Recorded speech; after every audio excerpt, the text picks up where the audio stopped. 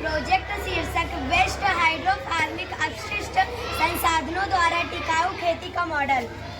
परियोजना का उद्देश्य अपशिष्ट पदार्थ और अपशिष्ट जल का पुनः उपयोग करके कृषि करना।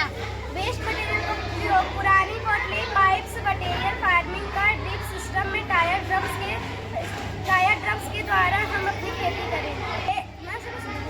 हाइड्रोपोनिक सिस्टम ग्रे वाटर और घर से निकलने वाले पानी से हम अपनी खेती कर सकते हैं। खेती का तरीका, हम बिना मिट्टी और कम पानी और कम जगह में खेती कर सकते हैं। संभावित फसलें धनिया, पालक, पुदीना आदि हाइड्रोपोनिक द्वारा खेती कर सकते हैं।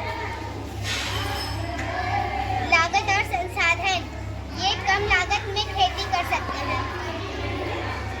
बड़े पैमाने पर विस्तार, पायल प्रोजेक्ट एक स्कूल कम्युनिटी सेंटर में शुरू करें।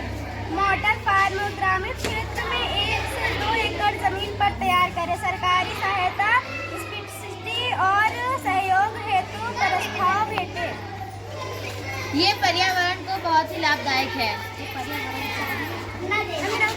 चुनौतियाँ और संसाधन, भविष्य में भूमि की उपजाऊ न रह जाना।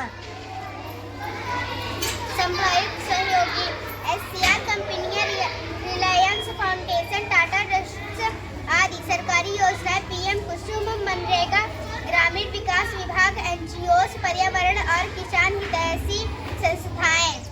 निष्कर्ष, वेस्ट रिसाइकलिंग के द्वारा कृषि को बढ़ावा दिया जा सकता है।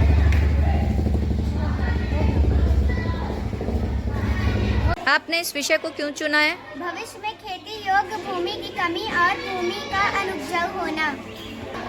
इस खेती का उद्देश्य क्या है? ये बहुत ही कम लागत में कम जगहों में घर की छतों पर आसानी से की जाने वाली खेती है। शुद्ध और ताज़ा सब्जियां और फल उपलब्ध कराना है। आपने इस खेती के लिए कौन कौन सी सामग्री उपयोग की है? प्लास्टिक वेस्ट, बोतलें, टायर, ट्यूब, मोटर, पाइप, जैविक खाद आदि।